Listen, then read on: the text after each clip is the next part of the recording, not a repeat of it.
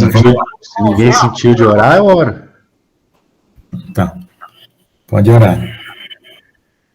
Pai querido, Pai santo, Senhor, glória a Deus, estamos aqui, mais uma aula, Pai, buscando conhecimento, buscando crescimento espiritual, Pai, através do conhecimento, em nome de Jesus, Pai amado, buscando a Tua presença e o Teu conhecimento, o conhecimento do alto, conhecimento do Altíssimo, Pai, glória a Deus, né? Que a palavra revelada venha ao nosso coração, né? O conhecimento revelado venha, Pai querido, em nome de Jesus, né? E nos dê crescimento, edificação espiritual, Pai, em nome de Jesus, né? Que o Senhor vá abrindo os caminhos, Pai, em nome de Jesus, glória a Deus, porque nós estejamos cada vez mais aperfeiçoados, Pai, em nome de Jesus, a cada dia, né? Preparados para fazer a Tua obra, preparados para defender a fé, Pai querido, preparados para realmente poder responder todos aqueles que pedirem, né? Sabe, questionarem a nossa fé, em nome de Jesus, a nossa crença, Pai. Abençoa, em nome de Jesus, esta aula, em nome de Jesus, repreendemos todo o mal, Pai querido, em nome de Jesus, toda a retaliação espiritual, né? Em nome de Jesus, envia os Teus anjos e abençoa a vida de cada um aqui poderosamente. Amém. Pai, em nome de Jesus, abençoa a vida da irmã Gerciane, do irmão Lucas, do irmão Estênio, vai abençoando, dando a graça, a vitória, a proteção, em tudo, Pai querido, em todas as coisas. Da irmã Ricardina, amém. E do irmão Batista, Pai, em nome de Jesus, vai abençoando cada um de nós aqui, abre, né, os nossos ouvidos espirituais, amém. Os nossos ouvidos espirituais, nossos olhos e ouvidos espirituais, para estarmos compreendendo, Pai querido, em nome do Senhor Jesus, né? Muito obrigado, Jesus. Tu és tremendo e poderoso. Em nome do Senhor Jesus. Amém, amém e amém. Então, nós vamos terminar esse capítulo aqui sobre o fim da maldade, porque... Amém. Boa noite a todos. Boa noite, Gisele. Gratidão aí pela oração, pastor. Amém, amém. Temos aí todas as categorias dos inimigos, né? Desde os demônios, os ufos, né? E agora vamos ver como que Satanás atua na história. Então, para nós podermos vermos como vai ser o fim de cada um deles, tá? Por isso que foi separado, né? Lá na parte do mundo foi separado na carne, a morte, né? Os governos do mundo, foi separado também para a gente ver cada um específico. Então, nós vamos ver agora Satanás no coração dos reis ao longo da história. Então, na vida espiritual da gente, a gente cresce em batalha espiritual com 3 inimigos. Primeiro é a carne. Quando você começa a suplantar a sua carne, você começa a lutar contra a carne dos outros, porque as pessoas começam a te perseguir. Quando você vence a sua carne, a carne do... Você continua fiel no testemunho, você começa a lutar contra impérios e potestades, tá? Que é um nível bem elevado, né? Como, por exemplo, Paulo, né? Paulo, ele superou a carne dele, superou os inimigos dele, aí começou a lutar contra o império e potestade, né? Que foram aquelas organizações, né? Que os judeus faziam, né? Que queriam sempre armar para ele emboscada, né? Ele lutou contra o Império Romano, então foi crescendo espiritualmente na batalha, né? Então nós vamos aqui ver, porque o inimigo ele é anônimo para nós, mas a gente tem que jogar luz para poder ele perder as forças, né? Então, ele perder as forças, a gente precisa conhecer, tirar ele e conhecer e reconhecer as coisas que ele faz. Então, nós vamos ver alguns aspectos aqui.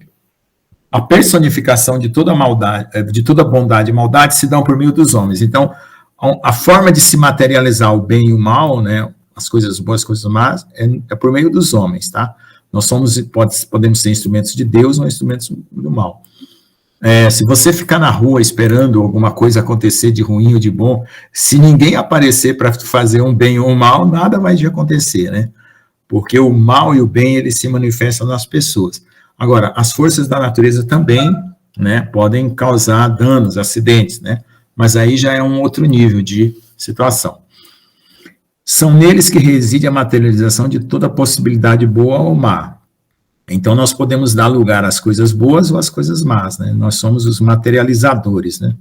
Desta forma, é possível que, atemporalmente falando, o que se representa espiritualmente ao longo de toda a história da humanidade, na forma de um ser maléfico, seja reflexo do que o homem pratica e vice-versa. Então, nós temos os reis, né, que praticaram maldades, homens perversos, né, que estão ao longo da história, certo? Então, ele representa, as pessoas, né, que praticaram esse mal, representa o ser espiritual, maléfico, né, que se materializa através do coração das pessoas. Então, atemporalmente falando, o ser é espiritual, mas materialmente ele se reflete na natureza humana, né? Então, o mal, o conjunto de toda maldade, desonestidade, mentiras, crimes praticados pela humanidade tem seu arquétipo. Arquétipo é aquilo que está acima da realidade nossa que a gente pode conhecer, né?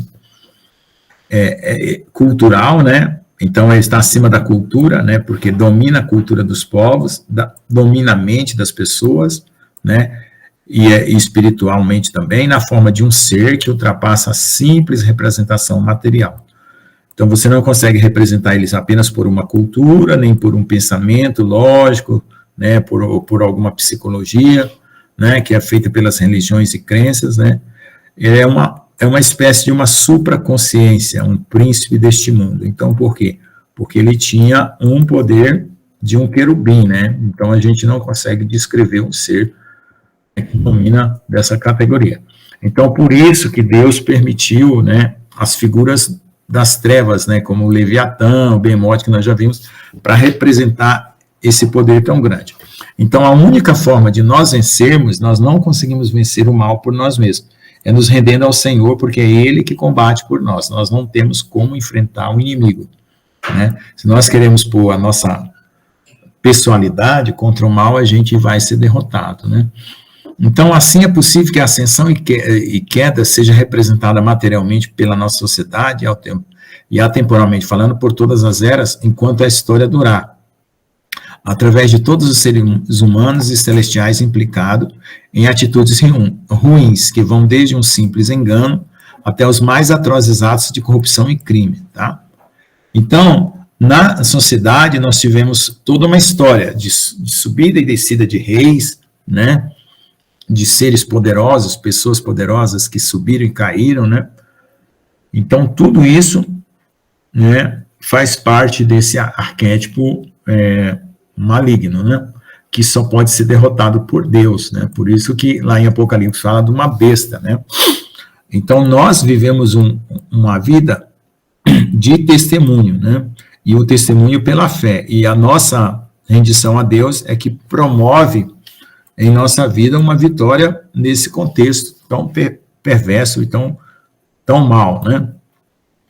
Nesse contexto, o homem participa da criação de um ambiente espiritual do qual todo o sistema do mundo se alimenta e sobrevive. Então, a cultura humana e a carne humana, ela é um sistema de alimento para o mal, né? O Senhor não falou que o homem se alimentaria do pó da terra, né? O pó da terra representa tudo que o homem produz, né? Tudo que o homem produz. Então, o sistema do mundo se alimenta e sobrevive, né? Então, o inimigo, ele favorece os que são dele e ele se utiliza da força que os próprios seres humanos dão para ele, né? Certo? Então, existe essa simbiose, né? Essa cooperação do homem mau com o ser maligno. Então, uma consciência coletiva má, né, que faltou a palavra má, e também pessoal, é criada alimentando simbiótica e sistematicamente a maldade existente. Então, a maldade alimenta a maldade, né? É o poder maligno, né? Ele cria uma situação que reverte no mal, que produz mais mal e assim por diante. Então, nós temos sempre que perceber que nós estamos numa posição onde que nós precisamos interromper essa cadeia do mal, né, onde nós estivermos, porque aí é onde o Senhor vai nos socorrer. E essa batalha não é brincadeira, tá? Ela só se vence pela fé. Em todo lugar onde a serpente atua, ela encontra por meio do homem decaído, né, justificativa para permanecer anônima, sem ser identificada, né? Então, o inimigo, ele adora ficar no anonimato. Ele pode usar qualquer bode expiatório, mas ele mesmo não vai aparecer. Ele está invisível desde o ateísmo, certo? No ateísmo, o inimigo também está lá, presente. Nas religiões, né? Nas razões, né, humanas, né? Os motivos e os raciocínios humanos, o inimigo também está presente. Nos sentimentos. Então, ele cria toda essa cadeia aqui, porque é aquela árvore do bem e do mal que está se desenvolvendo ao longo da história, né? Ele está oculto na falsa liberdade, né? No amor fingido, no mundanismo, nas ideologias, nos acordos de falsa paz, nas filosofias perversas, nos interesses humanos, nas bondades das pessoas más, né? Tem gente que é mal de coração e diz que vai fazer uma bondade para você e no final está te armando uma armadilha, né? Na idolatria, nas feitiçarias, nas espiritualidades gnósticas, né? Sem arrependimento de pecados, né? Aquelas pessoas que querem ter um crescimento espiritual sem arrependimento de pecados, somente por uma evolução espiritual. O inimigo também se esconde ali. No cabalismo, né? Que são aquelas práticas judaicas de ocultismo, no judaísmo babilônico, onde tem muita contaminação que nega a Jesus, na lógica falseada, né, na falsidade intelectual, né, isso acontece muito nos tribunais de júri, né, falsidade intelectual, lógica falseada, acontece na universidade, no orgulho, na altivez, na soberba, no despotismo, né, em todas essas áreas a serpente está oculta nas trevas. O homem não consegue penetrar, porque a luz da alma humana está contaminada e por isso não consegue prescrutar suas sutilezas e maldades. Então, o homem por si só, ele não consegue perceber isso. Então, nós precisamos da luz do Espírito Santo para poder entender e enxergar essas sutilezas que estão presentes no mundo, né?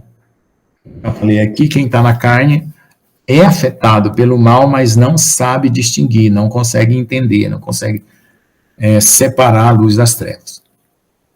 Quando as obras da maldade, as obras de Satanás, saem das trevas para a luz, ou seja, a gente fica conhecendo o mal, Satanás, ele vai atribuir a Deus, né? Toda vez que acontece uma maldade no mundo, ele fala, guerra. Por que existe guerra? Aí Deus começa a existir, né? Porque ele diz, Deus permite a guerra, Deus permite isso, Deus permite aquilo. Então, ele atribui a Deus a guerra, a fome, a miséria, a violência humana e tudo. Então, quando a gente vê algo sendo reportado na mídia e sendo noticiado, alguma coisa que está... Eu levo até a mão. Fale. O que é espiritualidade gnóstica? Gnóstica é assim. O gnóstico, ele acha que o conhecimento, gnose é conhecimento, que o conhecimento salva. Cada vez que você conhece, você se salva. Você está se transformando pelo conhecimento. Mas a gente sabe que a base da nossa conversão começa com arrependimento de pecados. A fé em Jesus é arrependimento de pecados. Se você não construir a base do arrependimento, a gnose, o conhecimento, por mais que você conheça todos os mistérios, como Paulo fala, né? Ainda que eu falasse a língua dos anjos, dos homens, se eu não tiver o amor, de nada adiantaria. E como é que você vai receber o amor de Deus? Pelo arrependimento dos pecados, né? Então... O amor vem pelo Espírito Santo, né? É o Espírito Santo que veio do amor, né? Isso. Exatamente. E o que é gótico? A gótica é um movimento aí da pessoa que gosta de tudo que é escuro, tudo que é preto. Aí a gente sabe explicar melhor esse eu vi esse dia. Gótico, coisas tristes. Tá. É um povo que anda tudo de preto, pinta as sobrancelhas de preto, se veste de preto. Você viu? Então, Tá bom. Então, pode perguntar, não tem problema não. Então, a guerra, a fome, toda a violência humana, né, nessa hora, todo mundo atribui a Deus, né? Nas coisas, outras coisas, diz que Deus não existe, mas na hora que começa a acontecer desgraça, Satanás, ele arruma um jeito de fazer as pessoas culparem Deus. Porque somente nesse estágio ele já não consegue mais se esconder. Assim, o homem que cooperou com ele durante muito tempo, semeando esses males, fica isento e procura isentar Satanás e culpar a Deus pelos males que eles mesmos criaram, né? Então, o mundo hoje, ele cria problemas para vender soluções, tudo. Ao longo da história, se você for refazer uma repassada na história antiga, né? Quando a gente era criança, a gente estudou história geral, história do Brasil, né? Mas agora, com a visão do Evangelho, se você for ler aqueles livros de história antiga, você vai ver que as maldades foram criadas para poder criar soluções, né? Invasões, guerras, destruições, morte, tudo isso aí. Deus só é criador nessas horas, né? O mundo só acha Deus como criador nessas horas, quando é o mal, né? Quando é o bem, ele não criou. Então, ele não é criador da natureza, ele não é criador do amor, da justiça, né? Então, eles só acham Deus na hora de achar um culpado.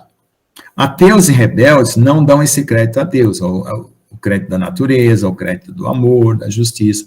Mas quando surgem as maldades no mundo, logo passa a autoria dos atos humanos a Deus. Então, a autoria desses atos são humanos, não são de Deus.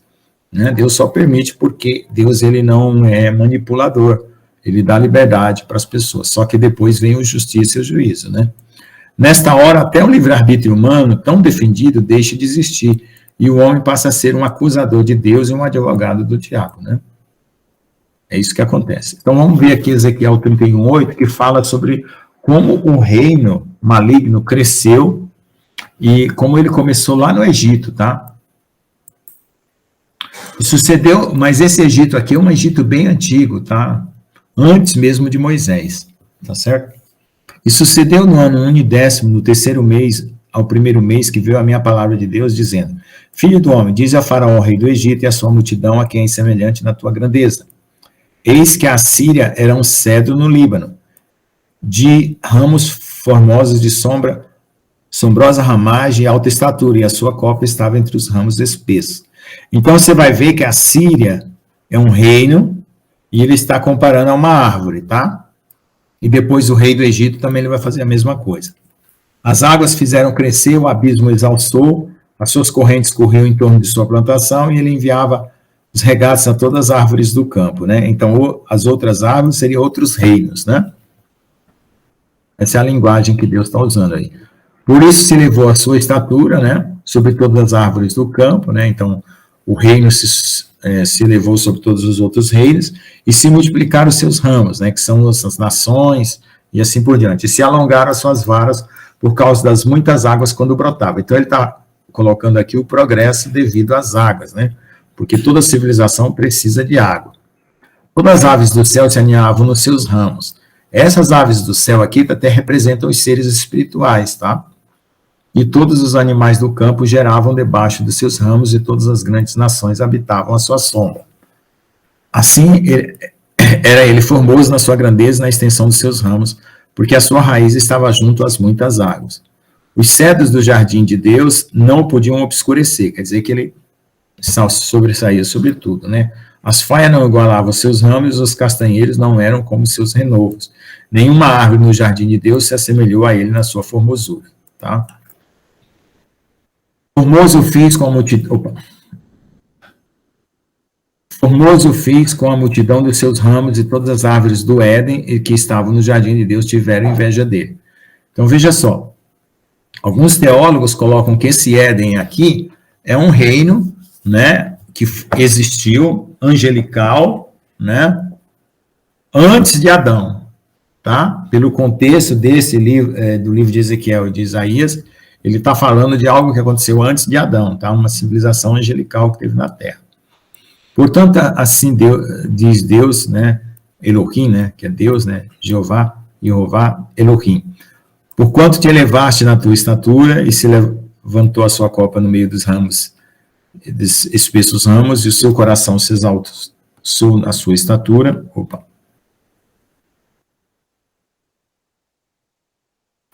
Eu o entregarei na mão do mais poderoso dos gentios, que lhe dará o tratamento merecido pela sua impiedade o lançarei fora. Os estrangeiros das mais terríveis nações o cortarão, e cairão seus ramos sobre os montes, por todos os vales, e seus renovos serão quebrados por todos os rios da terra, e todos os povos da terra se retirarão da sua sombra e o deixarão. Todas as aves do céu habitarão sobre a sua ruína, e todos os animais do campo se acolherão sob os seus renovos. Para que todas as árvores junto às águas não se exalcem na sua estatura, nem se levante a sua copa no meio dos ramos espessos, nem as que bebem as águas venham a confiar em si, por causa da sua altura. Porque todos estão entregues à morte, até a terra mais baixa, no meio dos filhos dos homens, com os que descem a cova. Então, as profecias, elas sempre contam coisas do passado, né? Do presente e do futuro. Então, esse passado do Éden aí é um passado mais antigo, né? Então, aí existe a opinião de que ele está tratando de uma coisa mais atual, da época do profeta, e de uma coisa mais antiga, tá? Assim Deus, Jeová, né, Elohim, no dia em que ele desceu ao inferno, ó, tá vendo? Agora aqui já vai falar da queda de Satanás. Fiz que houvesse luto, fiz cobrir o abismo. Então, aqui, ó, e havia trevas sobre a face do abismo. Agora você relaciona com Gênesis 1:2, tá? Por sua causa retive as suas correntes e detiveram as muitas águas, ó. Tá certo? E cobri o Líbano de preto, por causa dele todas as aves do campo, por causa dele desfaleceram. Então, esse aqui está muito próximo do Gênesis 1:2, tá? E havia trevas sobre a face do abismo, né? Certo? E o Espírito de Deus pairava sobre a face das águas. Então, foi no dia da queda de Satanás. Ao som da sua queda, fiz tremer nações. Então, ali, ó, mostra que havia uma criação antes do homem, que era uma criação angelical. Quando fiz descer o inferno, como os que descem a cova, e todas as árvores do Éden. Flor e ao melhor do Líbano, todas as árvores que bebem as águas se consolavam nas partes mais baixas da terra.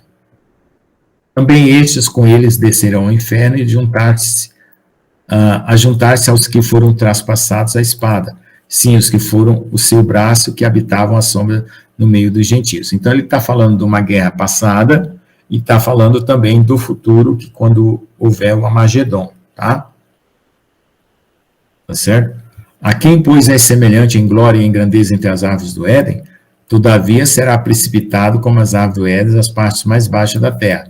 No meio dos incircuncisos jazerá com os que foram traspassados a espada. Este é Faraó e toda a sua multidão, diz Jeová Elohim.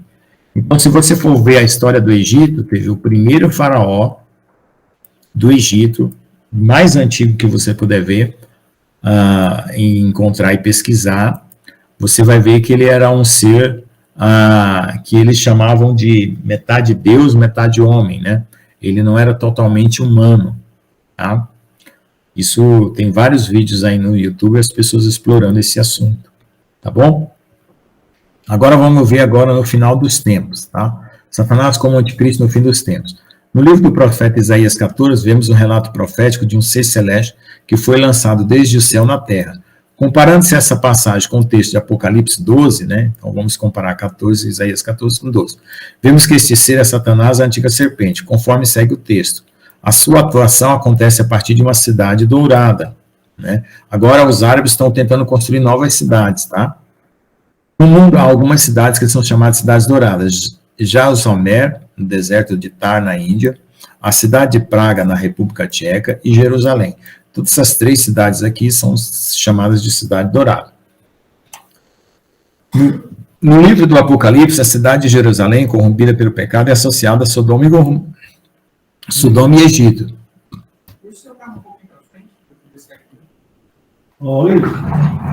Pega a chave aí, que eu estou dando aula. Desta forma, pode-se concluir que o relato de Isaías diz respeito a algo no futuro, que se relaciona a algo no passado. Então, aqui é passado e futuro sendo relacionado. Ou seja, essa profecia diz respeito à atuação do anticristo como rei da Babilônia, desde Jerusalém, ou de alguma cidade a ser ainda construída, tá? E aqui, o construída precisa de uma correção.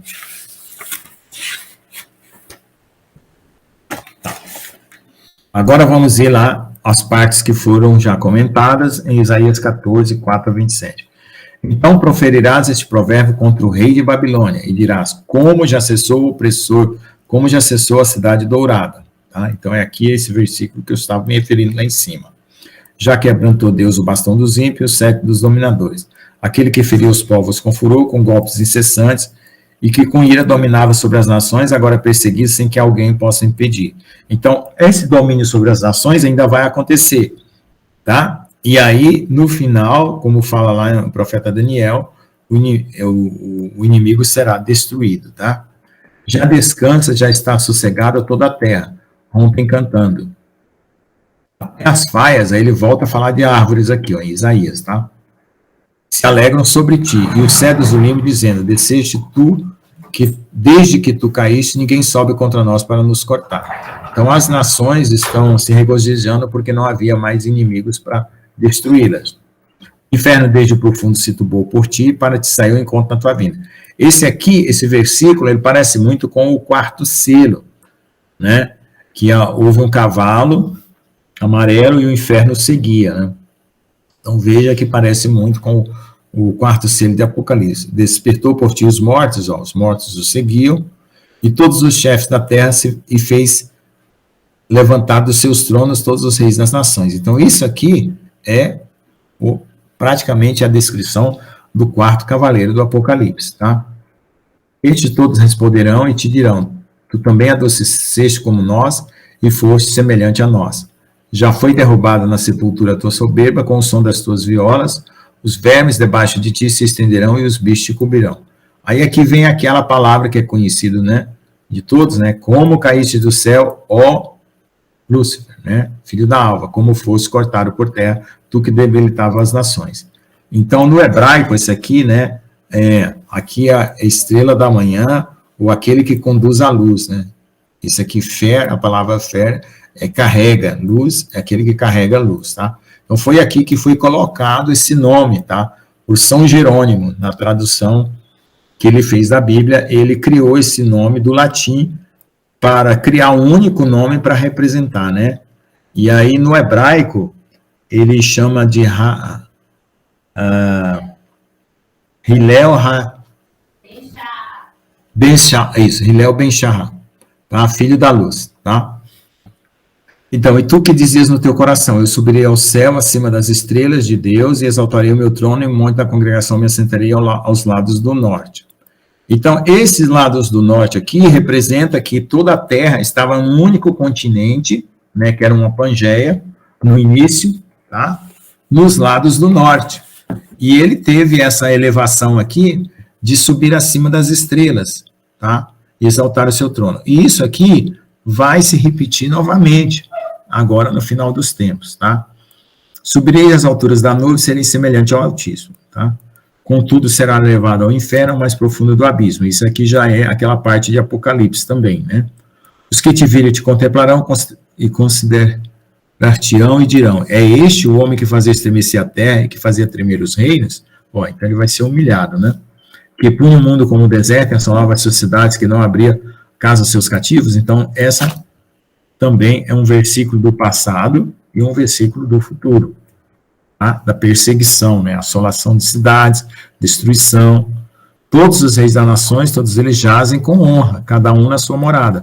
Porém, tu és lançado da tua sepultura, tá? Novo abominável. Opa! A Imagina está chegando.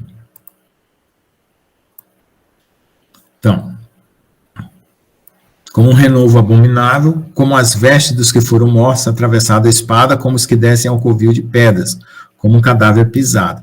Então, essa vai ser a aparência do inimigo quando ele for destruído, tá? Eles não te reunirás na sepultura, porque destruíste a tua terra e mataste o teu povo. A descendência dos malignos não jamais será nomeada. Então, ao contrário do rei Magog, né, da terra de Gog, que Deus dará uma sepultura lá no meio de Israel, esse aqui não vai ter direito à sepultura, tá? Preparai matança para os filhos por causa da maldade de seus pais, para que não se levantem nem possuam a terra e encham a face do mundo de cidades, tá? Porque me levantarei contra eles, diz Deus, né, o Senhor dos Exércitos, e extirparei de Babilônia o nome e os sobreviventes, o filho e o neto, diz o Senhor. Então ele está falando aqui da descendência dos malignos, tá? Que vai ser eliminada, tá certo? E farei dela uma possessão de ouriços e a lagoa de águas, e varrê-la-ei com vassoura de perdição, diz o Senhor dos Exércitos. O Senhor dos Exércitos jurou, dizendo, como pensei, assim sucederá, e como determinei, assim se efetuará. Implantarei a Síria na minha terra e nas minhas montanhas, e pisarei para que o seu jugo se aparte deles, e a sua carga se divide dos seus homens. Este é o propósito que foi determinado sobre toda a terra, e esta é a mão que está estendida sobre as nações. Porque Deus, Senhor dos Exércitos, determinou quem validará, e a sua mão estendida, quem, pois, voltará atrás? Então, aqui fica uma situação bem interessante, ó. Todas as pessoas que estão aliadas a Satanás agora, nesse momento, no mundo, estão tendo muitas vantagens, né? Estão se vangloriando, né? Na sua maldade. Então, quando vier esse castigo sobre o inimigo, também vai levar todo mundo que estiver junto com ele, tá? Todo soberbo, todo arrogante, né? Todo filho do maligno vai ser arrastado junto. Porque quando vem, por isso que o Senhor fala para nós sermos humildes, né? Porque o trigo, quando ele tem o grão, ele pesa e ele se abaixa. E o joio, ele fica de pé, ele é arrogante.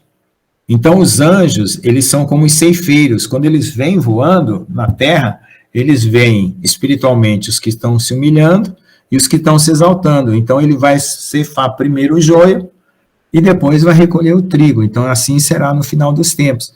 Então, o peso do grão da palavra em nós nos dá humilhação. Então, espiritualmente, os anjos já olham na terra, já sabem quem é joio e quem é trigo. Tá? Nós não sabemos. Nós não olhamos e não sabemos. E nós estamos gerando Jesus em nosso coração, para nós sermos transformados à imagem e semelhança dele. E está escrito lá no profeta Amós, ou profeta Oséias, e eu não lembro, ou talvez Isaías, né? Que algumas pessoas vão dar luz ao vento, ou seja, não geraram nada espiritualmente, né? Não geraram Jesus, tá? Então, agora vamos ver aqui o reino de Satanás. Vamos ele agora, vamos ver como que é a questão dele na Terra. Para depois, no final, a gente ver a derrota e os selos que vão se cumprir as trombetas sobre ele, tá? Vamos lá. Aí eu termino essa aqui e vocês já comentam, tá? Se alguém quiser fazer algum comentário. A base do reino, né, maligno de Satanás é o pecado, ou seja, a rebeldia contra o único Deus, né, Jeová, Elohim e Jeová. Nesse ambiente é que Satanás opera. Então, Satanás, ele precisa do pecado. O pecado é a fonte de energia dele, tá? A ausência de Deus, por si só, já é trevas, visto que Deus é luz. Então, se Deus está num lugar, o lugar está iluminado. Se Deus sair daquele lugar, o lugar fica em trevas. A consciência que se forma nesse ambiente, né, quando não tem Deus, é contrária a Deus, por natureza, e cogita uma mente que associa a carne humana e produz atos malignos. Então, a carne, né, ela é uma geração voltada para as trevas por causa do pecado. As construções desse reino, né, do pecado, se usurpam da matéria criada por Deus. Por quê? Porque toda a matéria, todo o universo foi criado por Deus, então está tendo uma usurpação, né, da carne e da natureza humana, e coloca o homem contra Deus por meio da manipulação desse mundo. Então, tudo que está acontecendo hoje é construído de forma cultural, científica, tecnológica, contra Deus, tá? Antigamente, se você falava isso, alguém dizia que você estava exagerando, mas hoje em dia você está vendo claramente a rebeldia contra Deus, né? A determinação contra Deus. O homem escravizado pelo pecado cede a Satanás todo o aparato mental, cultural e material para o reino das trevas. Tá? Hoje está acontecendo isso. A cultura da carne é a cultura do mundo, que sustenta o reino de Satanás por meio do homem. Escravo e por medo da morte, né? E da justiça de Deus, né? Ele se deixa escravizar. Tá certo? Então, com certeza, esses demônios aí que já estão aparecendo na forma de extraterrestre já entraram no planeta, já ameaçando o homem, né? E por medo eles já fizeram acordos, né? A alma pecadora fica escravizada pelas construções desse reino e de trevas e justifica sua existência pelo ciclo interminável de necessidades criadas para manter a carne presa a Satanás. Então, nós criamos um sistema de manipulação. Como é que você cria um sistema de manipulação? Você primeiro tem que criar uma necessidade, é uma coisa que todo mundo precisa. Depois, você tem que fazer com que todas as pessoas sofram para conseguir suprir a sua necessidade. Depois que essas pessoas, você cria essa forma de sofrimento, você cria uma forma de que todos são obrigados a gastar aquilo que eles adquiriram, né? Pagando imposto, tendo alguma perda, algum prejuízo, e depois volta a necessidade a existir. Então, vira um ciclo. Necessidade, sofrimento, perda, né? E volta a ter necessidades. Necessidade, sofrimento, perda. Necessidade, sofrimento, perda. É assim que o ciclo do mundo vive, tá? As necessidades são criadas para sempre manter a carne presa ao sistema do mundo, tá? E como o homem pecador está morto espiritualmente, ele não consegue se libertar, porque isso é um poder espiritual. Ele não tem autonomia sobre a sua vontade para suplantar, né? E para vencer a cadeia da necessidade. Esse homem não consegue enxergar espiritualmente, por isso se chama reino das trevas. Todos os recursos da natureza humana caída são colocados a serviço de Satanás, quer seja pensamento, sentimentos, atitude e obras materiais. Tá?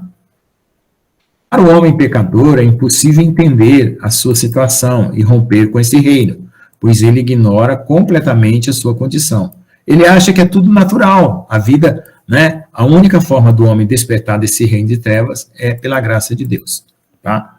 Então veja só, aceitar a vida da forma como ela é, para um Deus santo e justo, né, seria uma estupidez. Por quê?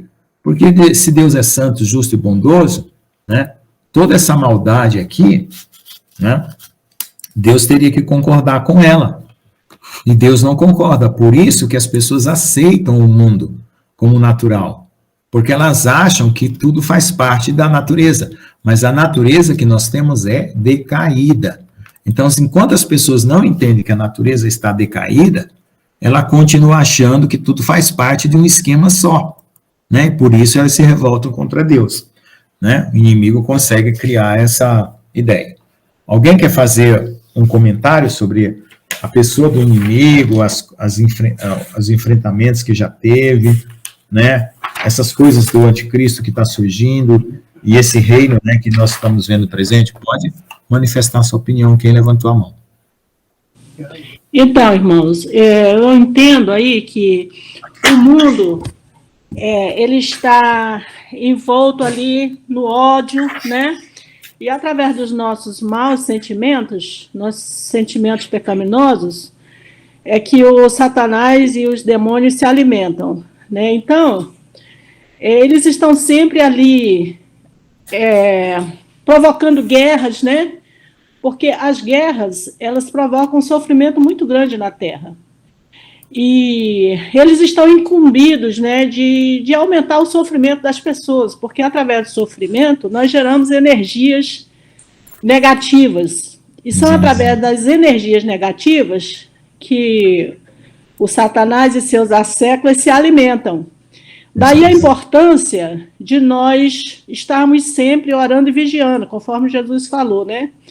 Porque no nosso meio familiar, se nós somos constantemente ali bombardeados, né, de sentimentos, normalmente nós temos mágoas, ressentimentos, né, e isso vem à nossa mente. E cada vez que a gente pensa nisso, reforça isso, nós estamos dando comida para o Satanás e seus demônios. Exatamente. Daí a necessidade de lutarmos, mas contra nós mesmos, né? Conforme Jesus disse, né? Que nós temos que morrer. Nós temos que morrer para tudo que é ressentimento, mágoa, raiva, briga, né? E através disso aí, no nosso meio familiar, o Satanás vai ficando mais forte, né, meus irmãos? E é exatamente o que esse tópico aí fala. Para que nós possamos derrotar o Satanás, nós temos que mudar de atitude. Amém. Essa é a palavra-chave. Mudar de atitude. Então, em Tiago fala assim, sujeitai-vos, pois, a Deus, né? Resistir o diabo, ele fugirá de vós. Pode falar, pastor Jones. Amém. É muito interessante, né, essa forma de controle que, né, Satanás construiu, né? É uma coisa muito engenhosa, né?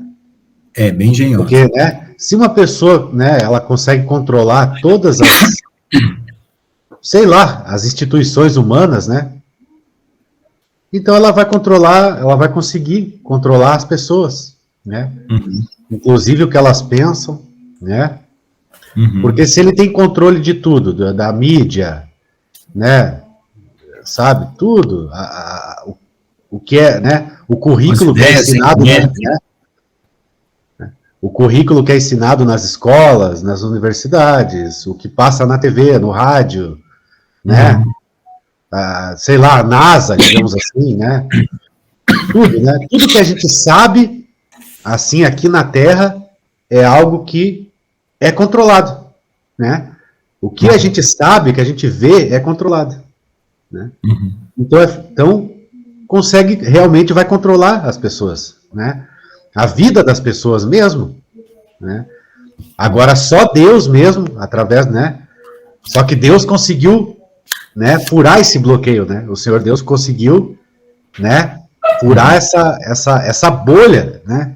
Digamos assim, né? Que Satanás tem tentado nos escravizar, né? Interessante é que a gente é escravo, né, nesse mundo e nem sabe que é, né? E tem aquela história, né? Você nem sabe que está sendo enganado. Esse que é o pior ainda, né? Você acha que tudo é normal, né? Tudo é, entendeu? Então isso é realmente uma coisa muito engenhosa do inimigo, né? O que está acontecendo mesmo. Só Deus, só Cristo Jesus, né? Consegue nos tirar dessa matrix, né? Porque é realmente, né? Se você for ver, é realmente o que aquele filme nos ensina, né? A gente está preso em algo que a gente nem sabe. Né? É muito, né? É uma coisa engenhosa do inimigo mesmo, sem dúvida. Né? Então, a Gessiane, uma vez, eu já estudei muitos livros de tudo quanto é coisa que vocês podem imaginar. Aí eu falei para a Gessiane assim, para minha irmã, falei, Gessiane, tudo que eu quero saber eu pergunto para Deus.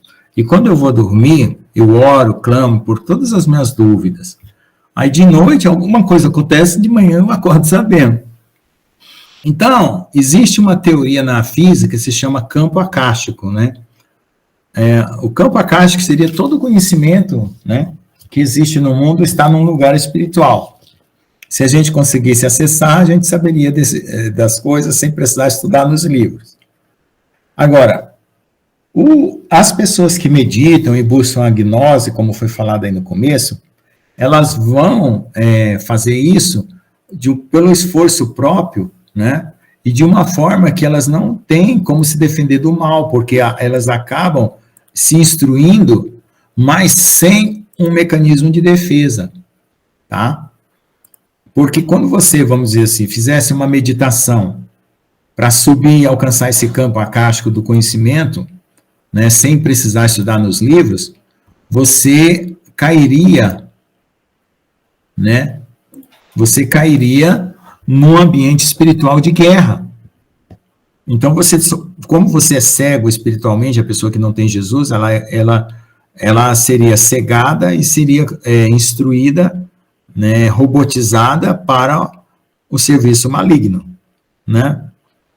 É mais ou menos como você ser sequestrado e implantar um chip na sua cabeça e você virar o controle. Mas quando você tem Jesus e você clama ao Senhor e quer saber e examina na palavra, como a Bíblia tem toda a história da humanidade ali em detalhes, né, em detalhes espirituais, você vai entender o mundo. Você vai entender a mente humana, você vai entender o coração humano.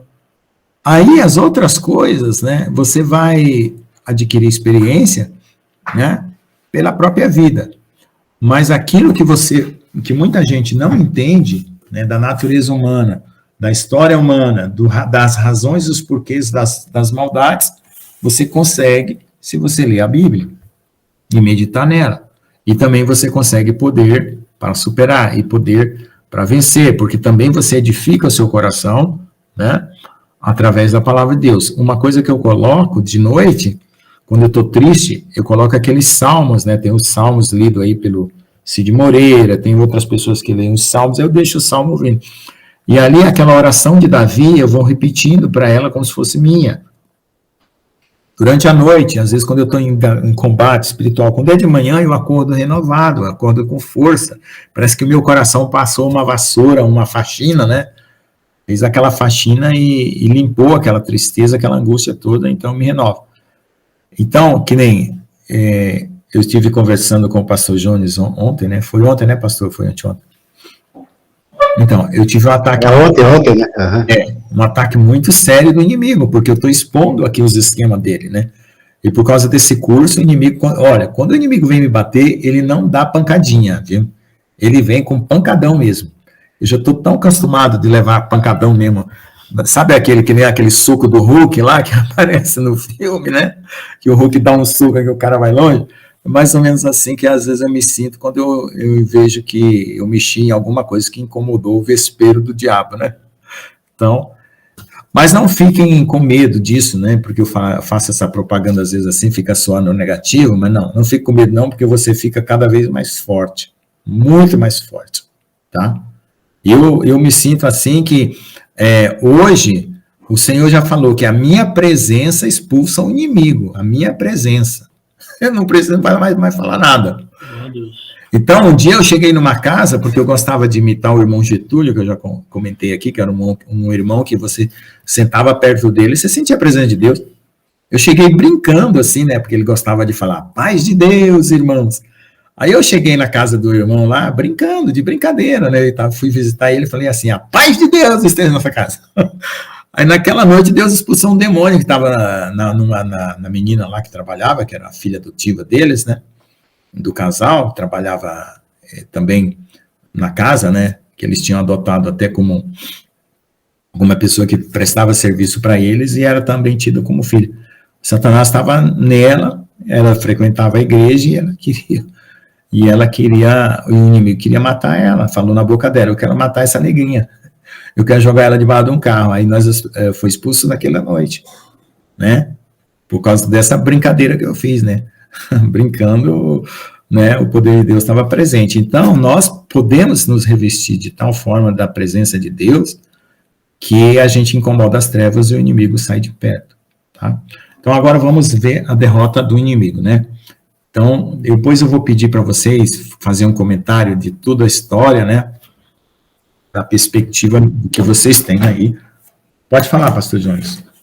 Vamos ver. Não, realmente, né? A gente vai avançando, a guerra vai ficando mais intensa, né?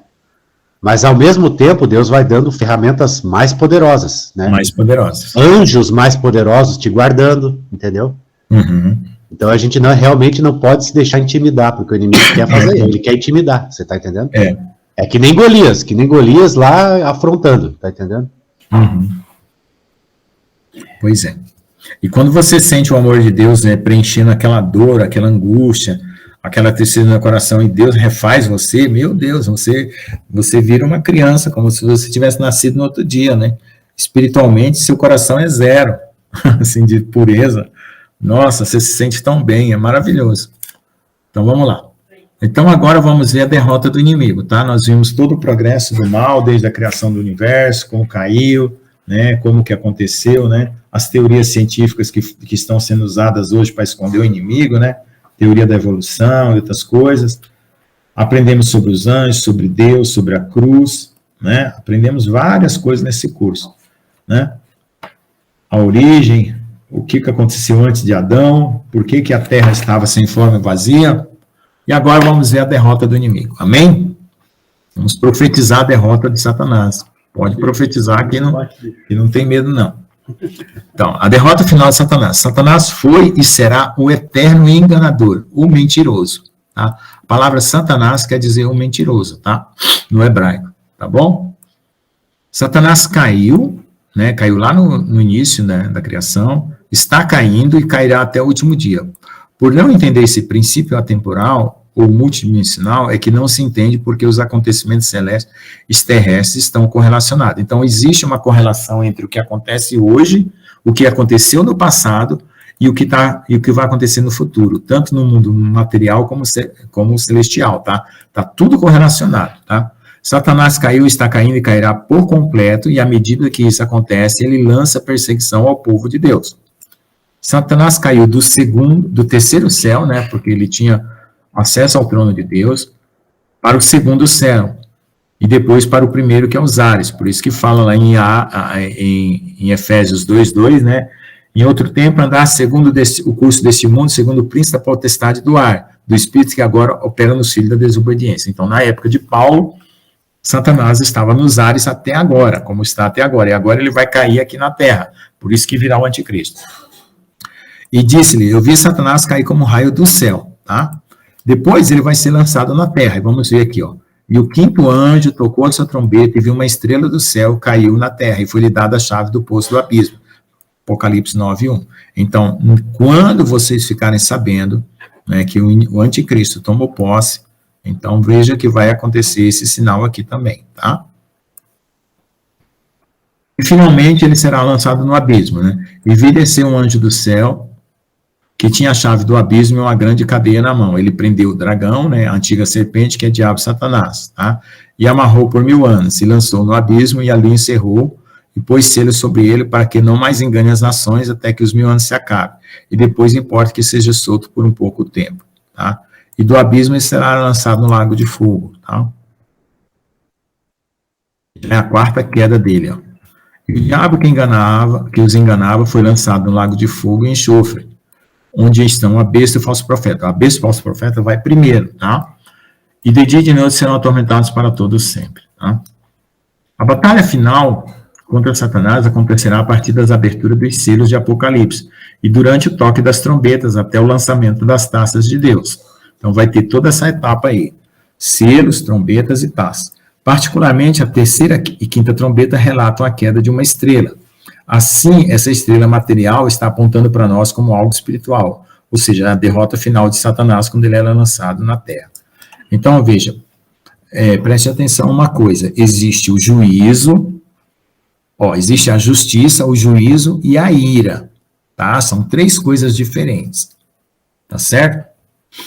Quando Deus executa a justiça, ele, por exemplo, Jesus é a nossa justiça, por quê? Porque lá em Romanos fala que ele ressuscitou para a nossa justificação. Então, se alguém padece nesse mundo por causa do pecado, é porque Deus deseja o arrependimento dele. Porque se a pessoa tiver lucro com o pecado, ela não se arrepende, certo? Então, o homem se converter e receber Jesus é justiça, ele se vestiu de justiça. Agora existe o juízo. O que é juízo?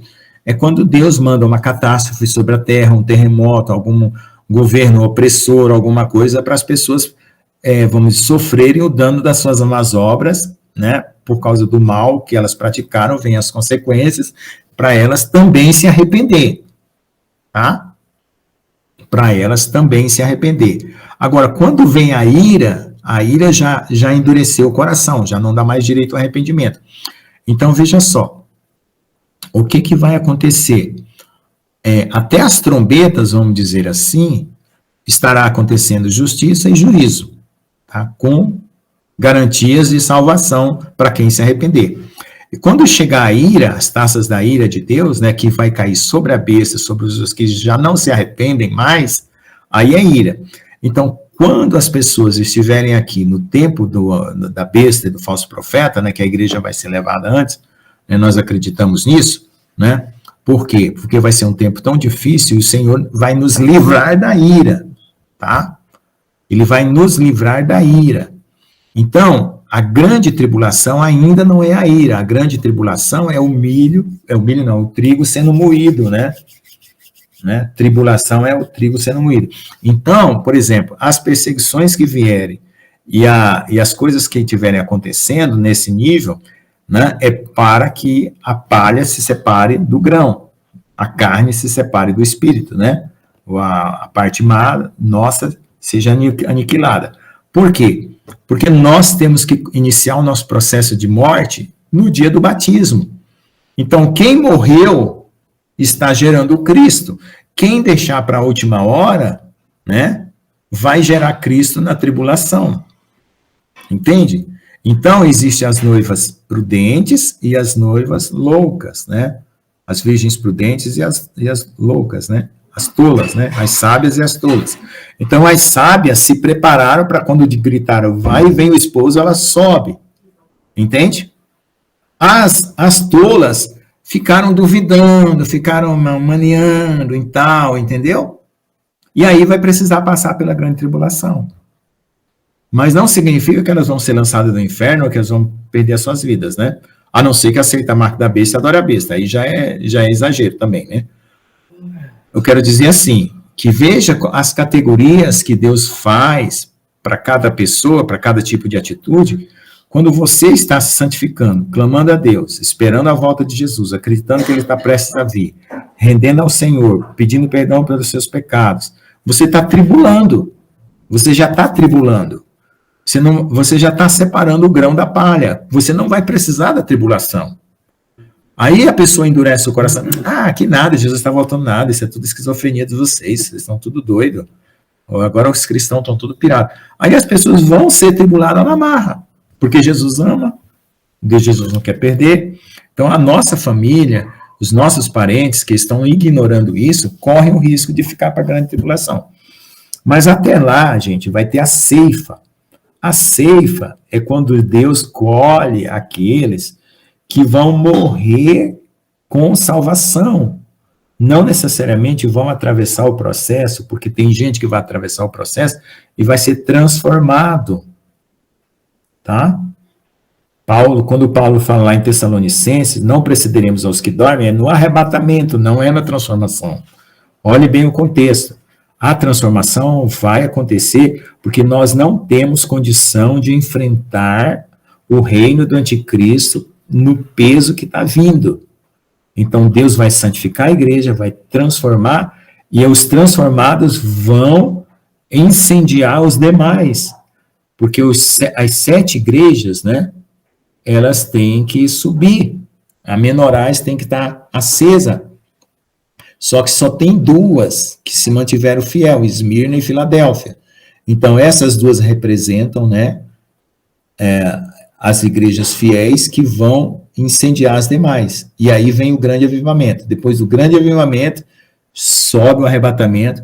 Aí aqui na terra vai ficar só os respingos, no meio da ira, né? Que aí vai ter que enfrentar a besta e o falso profeta. Entendeu? Mas a igreja já foi tirada. Tá? Não sei se vocês entenderam bem a sequência. Então, não espere para ser atribulado pelo mundo, né? Coloque a sua carne em mortificação desde já. Renunciando o mundo, renunciando o pecado, renunciando a si mesmo, deixando toda a mágoa, todo alimento do inimigo, tá bom?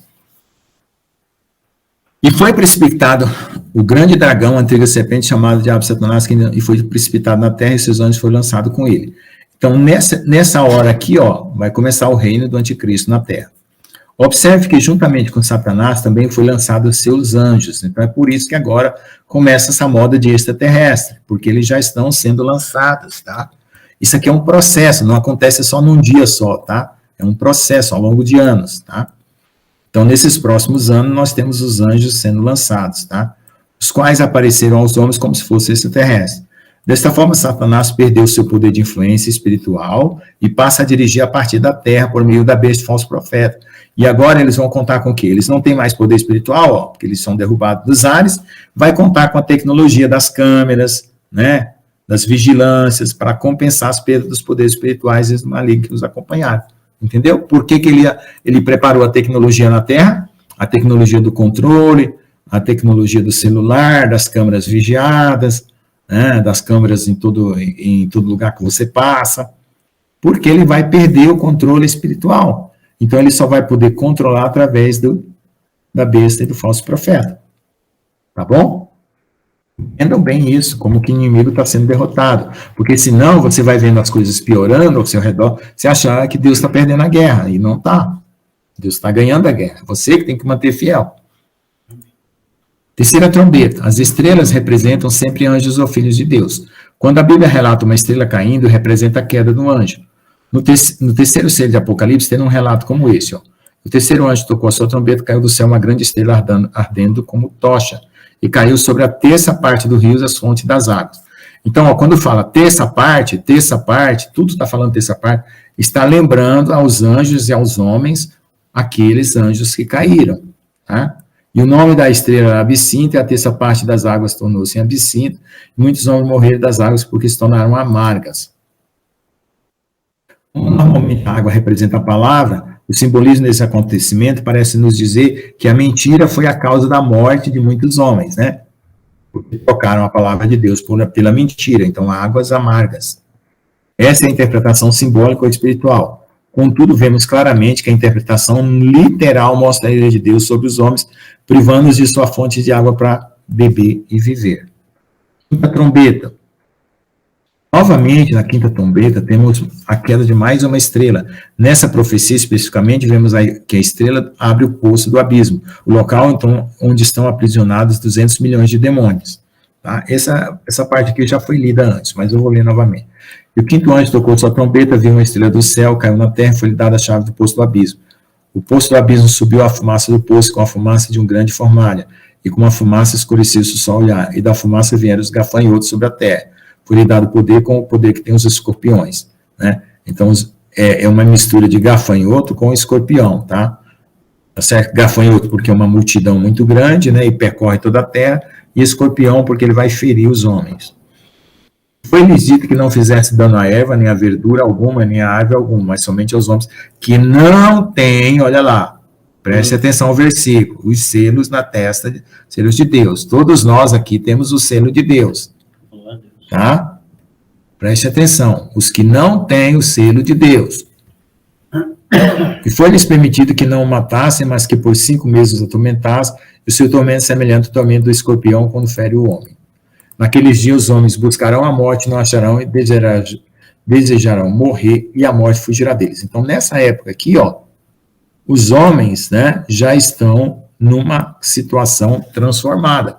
Se você já está transformado e você não vai morrer, fique firme, né, porque tem gente que a morte vai ser tirada e vai lá, vai aceitar a marca da besta. Entendeu? Então, fique firme, você não vai mais morrer, você já está na eternidade. Embora esteja ainda aqui, está esperando só arrebatamento, certo? Mas eles aí, ó, eles vão receber esse tormento, por quê? Porque eles não têm o selo de Deus na testa. O que Deus ainda está fazendo com eles? Ainda está dando chance de arrependimento, porque eles não têm o selo de Deus, mas não está dizendo que eles pegaram a besta, porque ainda está no começo da situação, o sinal da besta. Então eles estão aqueles neutros, né, aqueles isentões, né? Nem querem Jesus, nem adoraram Satanás, ainda estão no meio, ainda em cima do muro. Aí, Deus vai tentar produzir neles arrependimento, né? E o parecer dos gafanhotos é semelhante aos cavalos aparelhados para a guerra, e sobre suas cabeças havia uma como coroa semelhante ao ouro, e o seu rosto é como o rosto de homens. Então, isso aqui é a descrição dos gafanhotos, né? Rosto, né? Como aparelhamento de cavalos, né? Coroas de ouro, e rostos como de homens, tá? Tinham cabelos como cabelos de mulheres, né? E os seus dentes eram como de leões, né? Depois vocês vão ver que no outro selo também tem a mesma aparência. E tinham couraças como couraça de ferro, ruído de suas asas era como ruído de carro, quando muitos cavalos correm ao combate. Eu imagino, irmãos, que eu imagino aqui, é uma imaginação minha, tá? Sou eu falando. Esses drones vão ser regidos por inteligência artificial e os demônios vão estar tomando conta dessas inteligências artificiais. E esse aí parece uma explicação de um tipo de drone, tá? Eles parecem uns gafanhotos, vão ter rosto humano, certo? Tem cabelo, entendeu? Um tipo de um drone regido por inteligência artificial que foi contaminada pelo mundo espiritual, tá? Porque a inteligência artificial está nessa abertura também. É uma conjectura minha, tá? E tinha caudas semelhantes a escorpiões e aguilhões nas caudas, seu poder para ficar um homem por 5 meses. Então, é possível que aconteça uma coisa nesse sentido, tá? Os espíritos malignos dominem a tecnologia a tal ponto, tá? E tinha sobre si um rei, o anjo do abismo, em hebreu era o seu nome, perdão. E pode ser também gafanhotos espirituais mesmo, sabe Deus como foi essa hibridização dos anjos caídos, né, que eles hibridizaram com animais, com todo tipo de bicho, né, com seres humanos, né, vai saber o que tem ainda de mistério, né. Passado é já um A, eis que depois disso vem ainda 2 A's. Aí agora, aqui, ó, tem a descrição que Satanás será lançado no abismo, tá. Então, veja, para trás aqui, o que ficou, ó. Vamos só fazer uma revisão aqui. A derrota de Satanás, né, ele caiu do céu. O anjo toca a trombeta, tem 2 trombetas, né? Numa trombeta aparecem esses gafanhotos, cai do céu uma estrela, né? Que amarga toda a terra, né? Morrem, amarga as águas, né? Depois tem a 5ª trombeta que abre o poço do abismo e sai os 200 milhões de de demônios, né? E os gafanhotos. Agora vamos ver aqui. Satanás será lançado no abismo. A derrota de Satanás está determinada e a sua soberba será abatida até o inferno e o abismo por 1000 anos. Assim o Senhor Deus, no dia em que ele desceu ao inferno, fiz eu que houvesse luto. Isso aqui está escrito em Ezequiel. Fiz cobrir o abismo por sua causa e retive as suas correntes e detiveram-se muitas águas. E cobri o Líbano de preto por causa dele. Todas as árvores do campo por causa deles desfaleceram. Então, árvores do campo aqui vão representar o quê? Nações. As nações se desfaleceram quando Satanás foi derrotado. Ao som da sua queda fiz tremer nações, ó, tá vendo? Acabou de confirmar. Quando fiz descer ao inferno com os que descem a cova. E todas as árvores do Éden, a flor e o melhor do Líbano, todas as árvores que bebem as águas se consolavam nas partes mais baixas da terra. Também estes com eles descerão ao inferno e juntar-se aos que foram traspassados da espada, sim aos que foram o seu braço e que habitavam a sombra no meio dos gentios. Então você veja aqui, ó, que quando ele está falando aqui que todas as árvores do Éden, né, como árvores representam reinos, e reinos também representa principados e potestades, aqui são os anjos caídos, ó. Certo? Olha só, e todas as árvores do Éden, né, que são os anjos caídos, né, que bebem águas, né, também estes com eles descerão ao inferno, tá vendo? Tá? Depois disso, depois de 1000 anos, Satanás e o diabo serão lançados no lago de fogo. Aí eles saem do abismo, tenta destruir o povo que está na terra já vivendo no milênio, e acontece isso aqui, ó.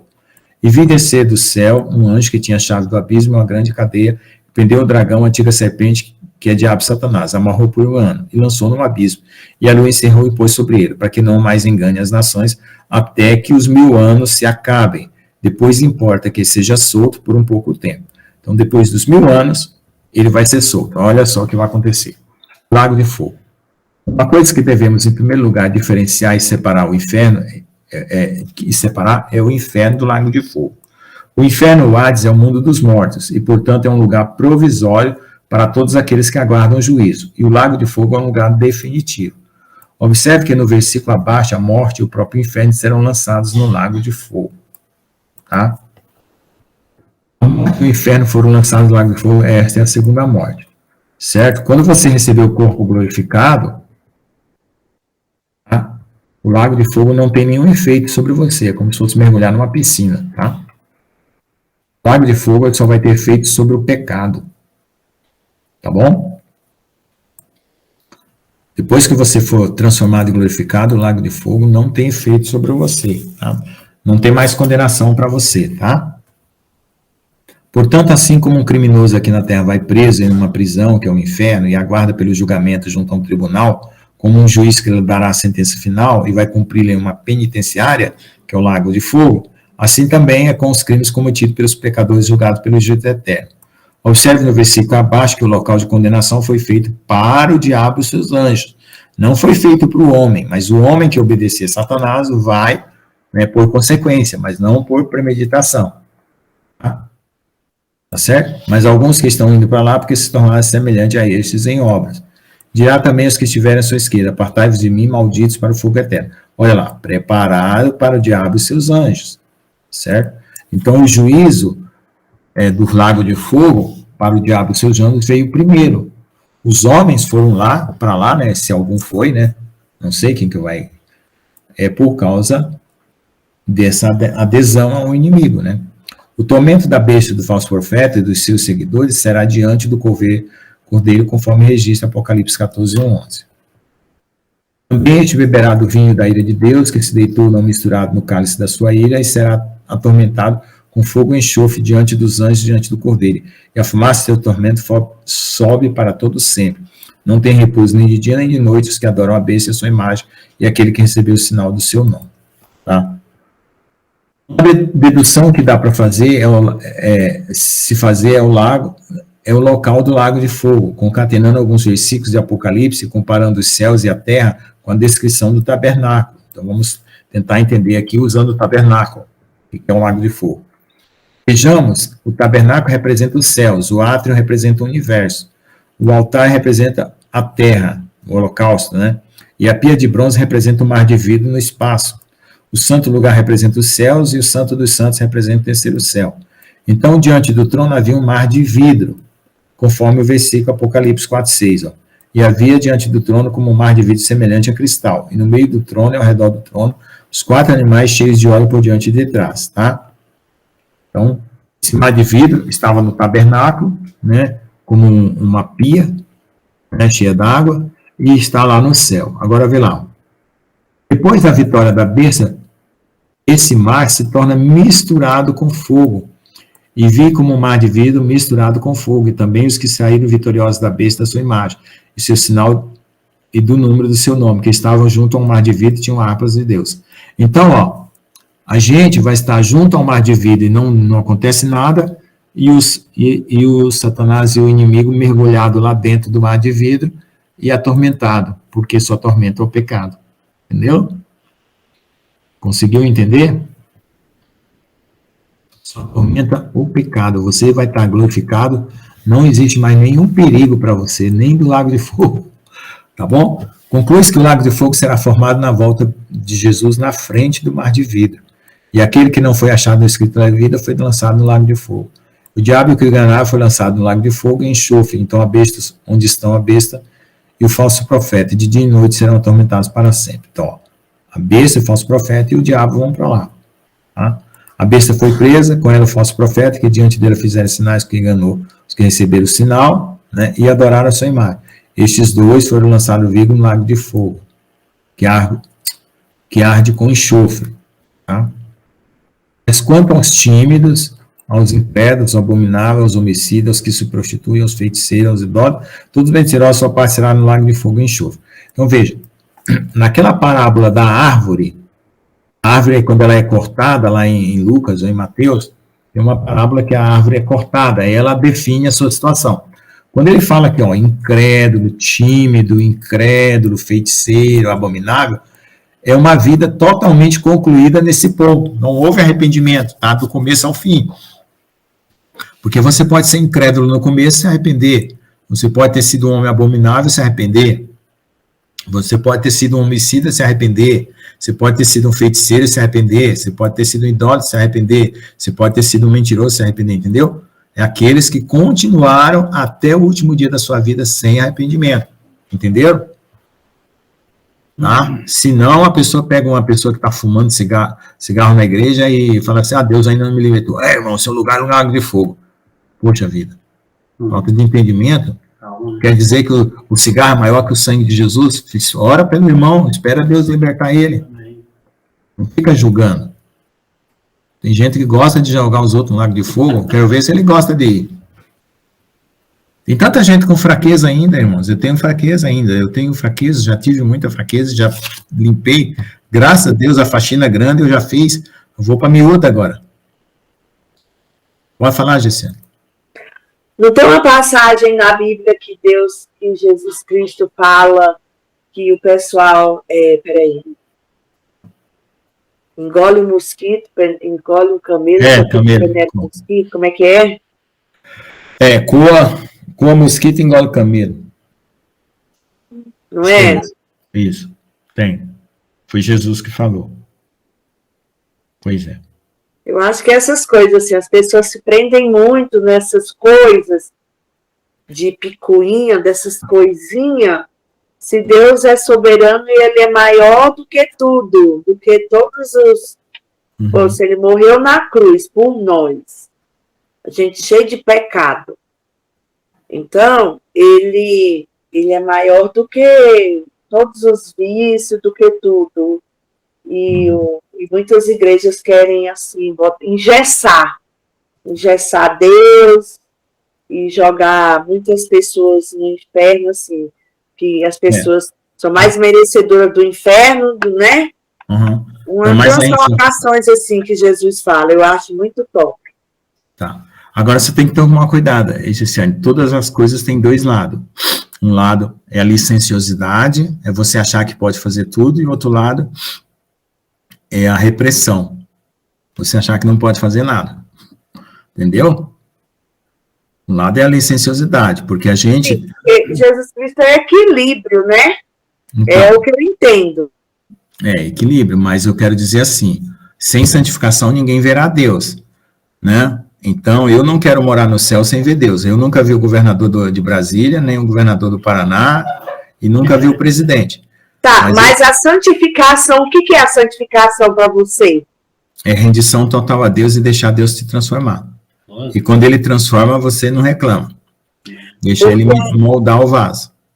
Porque as igrejas que eu percebo, que eu vejo, o pessoal ainda está muito bitolado que santificação é andar com vestido longo. Ah, não, isso é costume. Usar batom, usar abrigo, as igrejas já estão presas, as igrejas, eu percebo. Isso é costume. O mundo está muito preso a muito dogma, muita coisa. Aí é a santificação forçada, aí é a carne querendo salvar a carne.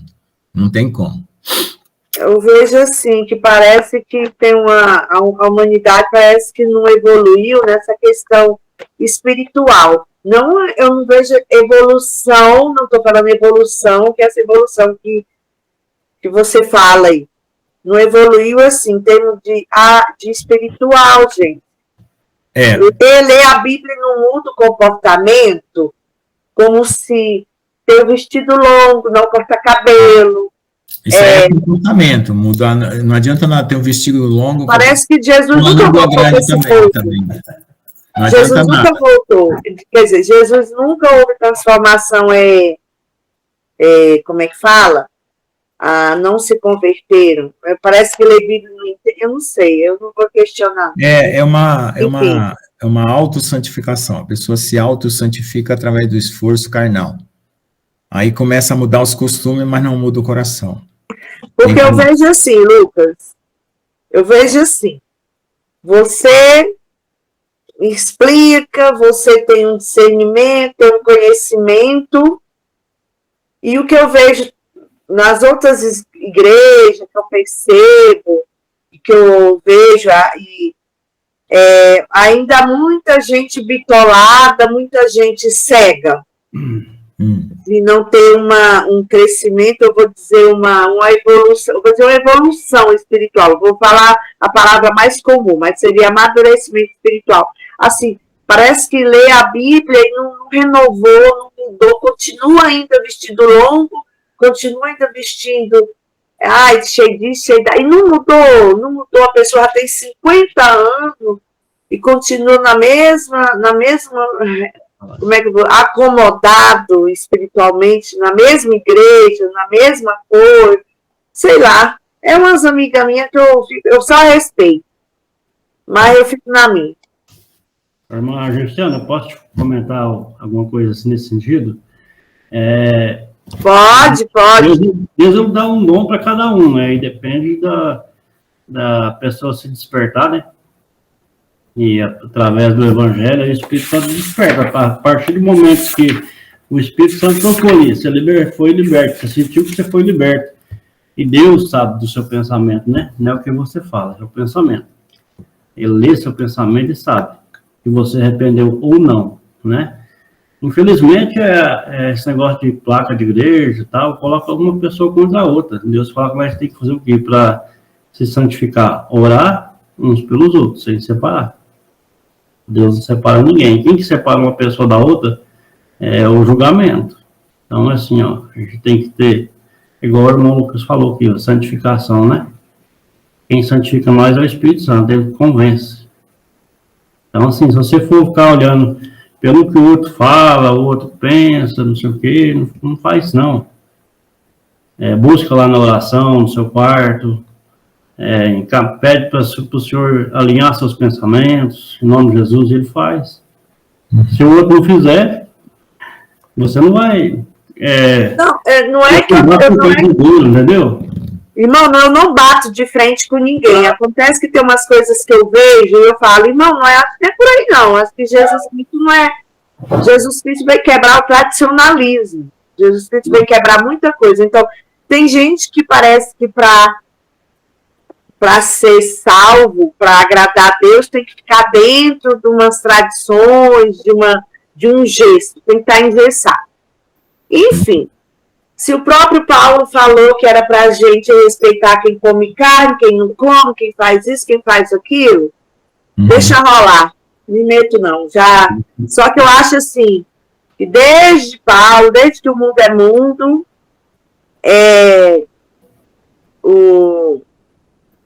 Tem as pessoas, parece que não querem sair dessa acomodação de crescer espiritualmente e acha assim, eu tenho que ficar aqui, obedecer o pastor aqui, obedecer que eu vou continuar usando a saia longa, eu vou continuar, mas a fofoca continua, a perseguição continua, a inveja continua. E o que adianta? Está cheio de normas, de dogmas. Poxa vida, a Bíblia é a mesma, todo mundo lê e assim, não houve transformação. Mas eu só fico na minha. Eu só respeito. Isso aí é religiosidade. Tá? É religiosidade. Sim, a religiosidade. Porque assim, quando Deus me mostrou o meu dom, que é profeta, né? E aí ele me convenceu, por causa da situação que eu sempre vivi, eu nunca guardei mágoa, e eu passei por muita coisa, eu não entendi o porquê. Aí a perseguição, porque, assim como o senhor sabe... Mas todo mundo tem pecado, irmão. Por mais que o senhor seja separado, mas é que o Lucas fala, todo mundo vive no engano. Calma, deixa eu só concluir, peraí. Deixa eu chegar lá, não, porque eu falo para você. Deus me mostrou o dom por causa das coisas que eu sempre... nunca guardei mágoa, por tudo que eu passei, eu não guardei mágoa, certo? E eu não entendi o porquê. Eu andando na rua e uma pessoa procurava confusão comigo. E aí, quando o Espírito Santo me convenceu pelo dom de profeta, aí o mesmo Jesus testemunhou que um profeta não tem honra na sua própria terra, João 4,44. Na sua família e na igreja que eu aceitei Jesus. Aí eu pedi direção do Senhor, porque ele fez o que ele queria com aquilo. Que era para mim sair do meio da minha família e daquela igreja, mas sair em paz. Por quê? O profeta não tem honra na família, não tem honra naquele lugar que eu aceitei Jesus, certo? Mas eu saí de lá em paz. Eu conversei com o bispo da igreja e falei assim, João, vai em paz. Eu sei que você tem um dom de profeta, então você não pode permanecer aqui, que são daí, você vai ter que... Deus vai te mostrar para onde ir. Aí você busca em oração e jejum, você não precisa nem falar. O Espírito Santo vai te tocar e vai te levar a você. Aí eis-me aqui, para você ver. De Uberlândia para Brasília, Brasília para Curitiba, de Curitiba para Ponta Grossa e assim por diante. Quem que faz isso? Espírito Santo. Entendeu? Amém? Então fica em paz. Deus conhece seus pensamentos, está te usando naquilo que é necessário na sua vida. E está usando cada um de nós aí. Mas eu vejo assim... A gente está saindo dos pecados só depois da morte, se você tiver perdoado e arrependido dos pecados. Não, eu entendo tudo isso, irmão. O negócio é porque eu vejo assim, tem gente que ainda vive no mundo bitolado. Mas... mundo bitolado, tradicionalismo, o mundo bitolado, e Satanás maneja, manipula, faz tudo, e o pessoal tá, ai, meu Deus, é isso mesmo que vai acontecer, meu Deus. Então, eu vejo assim... As placas colocam uma pessoa contra a outra. E quando você tem entendimento disso, igual eu sou missionário, na onde Deus me leva, eu levo a palavra de Deus, independente de placa de igreja. Mas eu tenho certeza que batem de frente com o senhor, porque batem de frente com o senhor. Mas é demais, porque eu passo... Quando eu falo que Jesus é mais simples do que se imagina, é tão engessado. Se você fizer, se você achar que vai fazer a vontade de Deus para agradar homens, aí você está enrolado, porque não agrada. Não, eu não agrado, não. Eu não agrado nem a mim mesmo. Fica em paz, tá? Jesus te ama todos nós por igual. E quando você vai fazer a vontade de Deus, você vai receber pancada, porque o inimigo vai ficar furioso. Quando você usar ela para tirar uma pessoa que está no fundo do poço, a pessoa está lá fundada nas drogas, seja lá o que for, com problema de saúde, e aí Deus te usa para levar o evangelho, e o Senhor cura aquela pessoa, você acha que o inimigo fica satisfeito? Não. Aí ele vai colocar as pessoas contra você. Só que aí você não rebate. Não, e faz toda hora com qualquer um. Agora, o que eu fico assim, tem tanta informação, o mundo está cheio de informação, mas as pessoas continuam cegas, e, enfim, tem pastor que manipula muito. E outra coisa também, a gente que está no meio do jogo, a gente que vive, que sabe, que tem esse discernimento, que tem um conhecimento, que Deus vai dando um amadurecimento espiritual, tem hora que você fica enfadado de ver tanta coisa. Sim. Tanta coisa que você diz, oh meu Deus, Deus é muito maior do que isso, as pessoas ficam presas, parece que gostam de ser enganadas gosta de ser presa se Jesus é liberdade, se Jesus é mudança, se Jesus não é bitolando, cortando eternamente com a espada no seu pescoço, não. Deus é amor. Então eu não. Minha família não entende, nenhuma delas não entende. Jesus Cristo não anda com a espada levantada, cortando a cabeça de ninguém, não, pelo contrário. Então as pessoas se autopunem, autopunição, se autoflagelam, sei lá. Enfim, é isso aí. Mas o que eu quero colocar, Lucas, é essa questão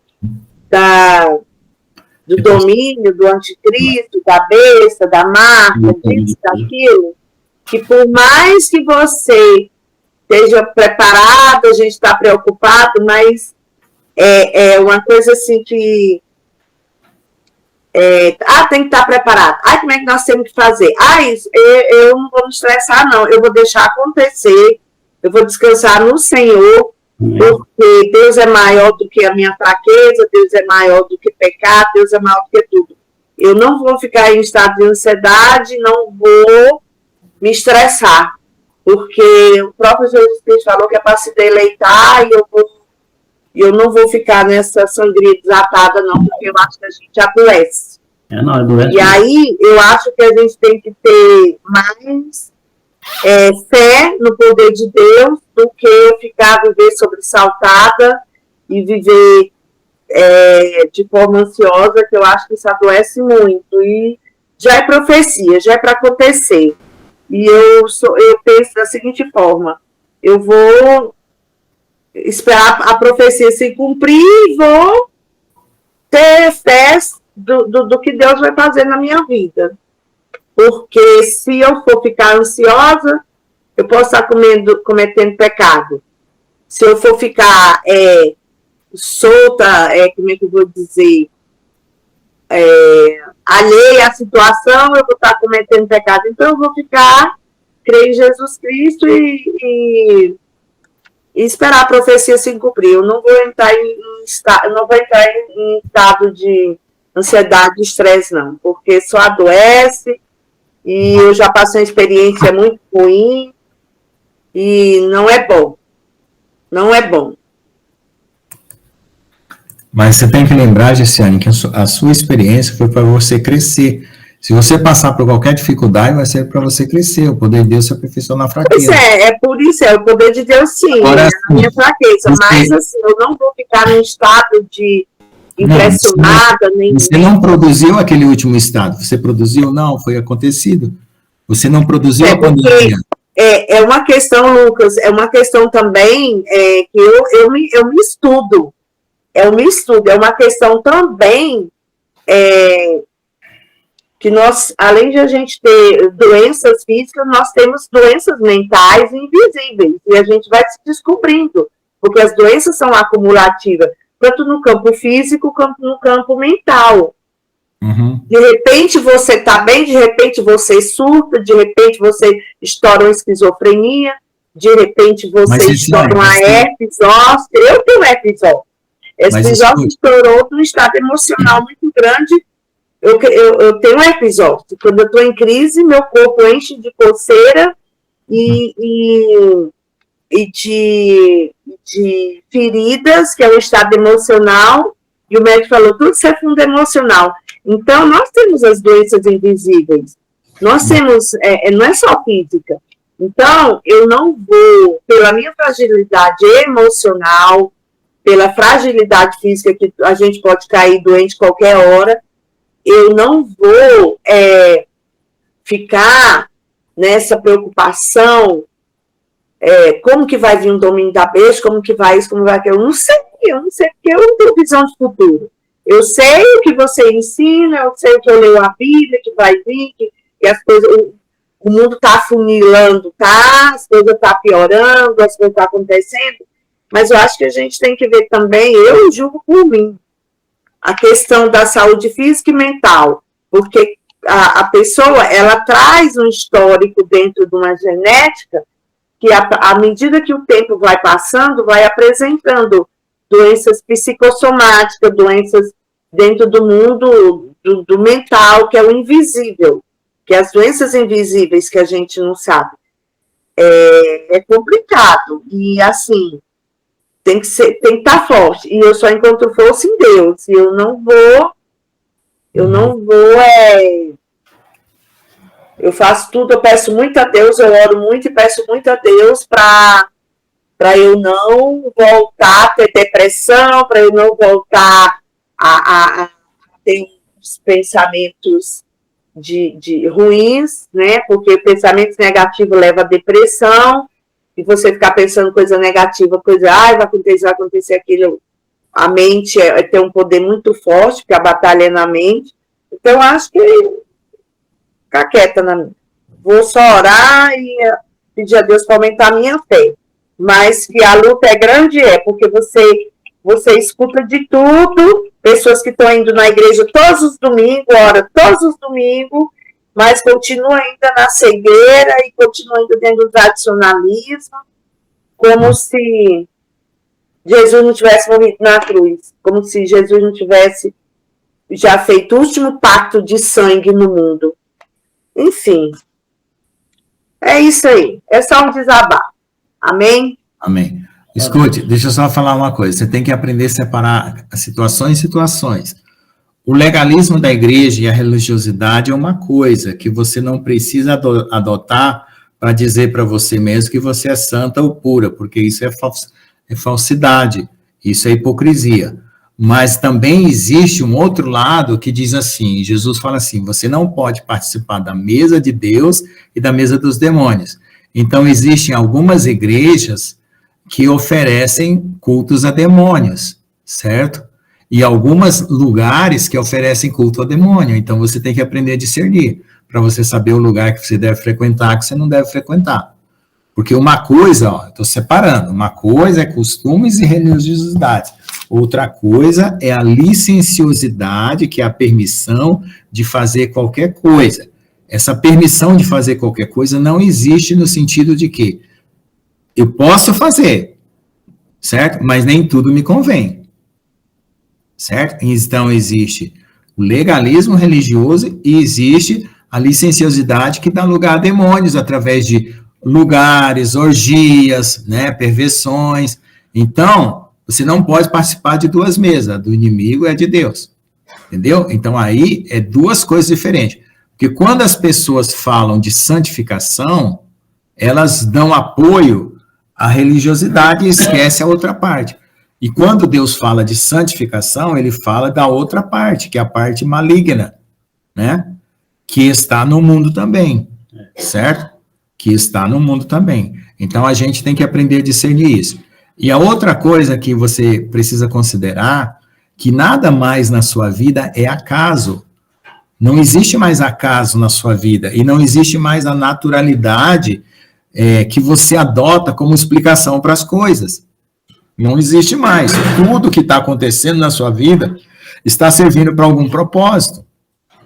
Então, a própria situação humana que você vive, genética, do jeito que você explica, psicológica, Deus está usando ela para te fazer crescer.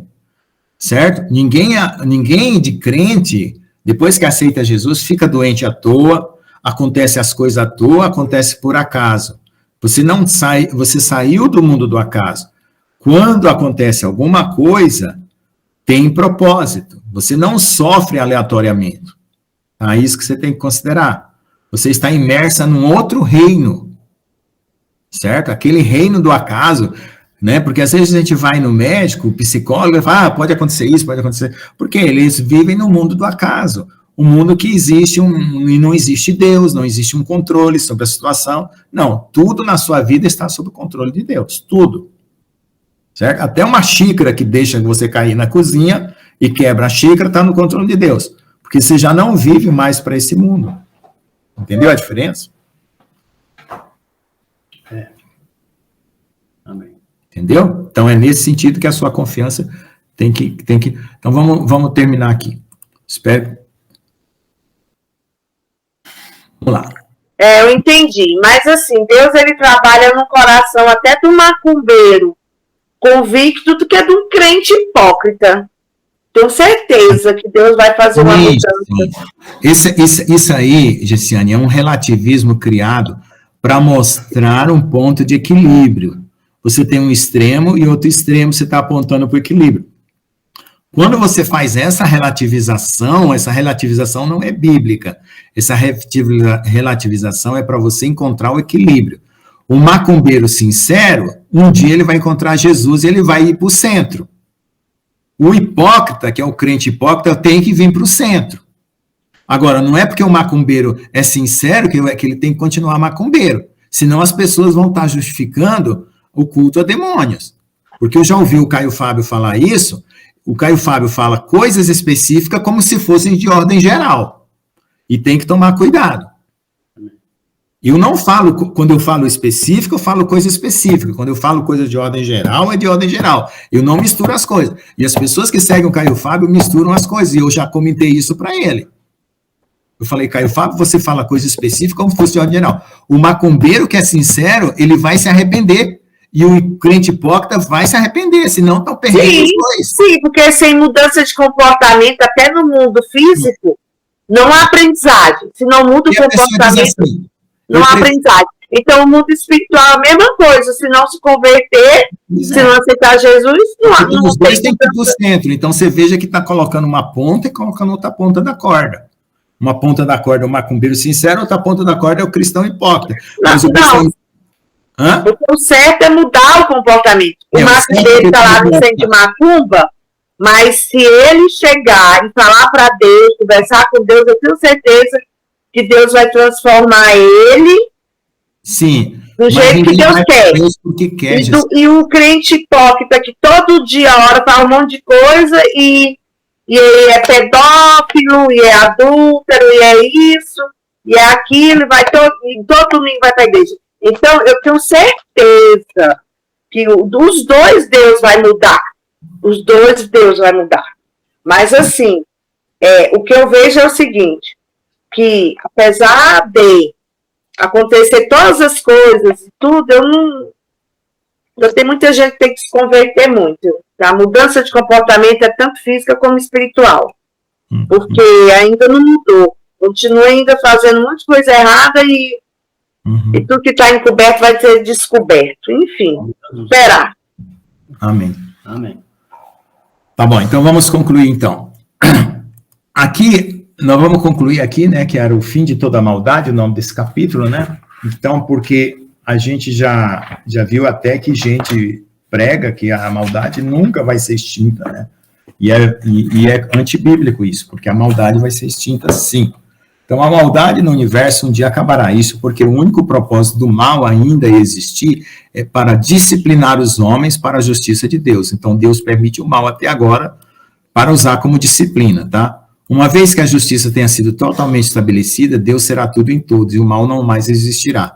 Então, vamos ver esse versículo aqui, ó. Depois virá o fim, quando tiver entregado o reino ao Pai, e quando houver aniquilado todo o império e toda a potestade e força. Porque convém que reine até que haja posto todos os inimigos por escabelo de seus pés. Ora, o último inimigo que há de ser aniquilado é a morte, porque todas as coisas lhe sujeitaram debaixo de seus pés. Mas quando diz todas as coisas lhe estão sujeitas, claro está que se situa aquele que lhe sujeitou todas as coisas. Então, o Pai sujeitou todas as coisas ao Filho, né? Então, o Pai não está sujeito ao Filho, mas o Pai sujeitou todas as coisas ao Filho. E quando todas as coisas lhe estiverem sujeitas, então também o Filho mesmo se sujeitará àquele que todas as coisas lhe sujeitaram, para que Deus seja tudo em todos. Então essa plenitude vai dominar toda a criação. E como Deus não habita com o mal, então o mal será totalmente extinto. Tá certo? 1 Coríntios 15, 24 e 28. Tá bom?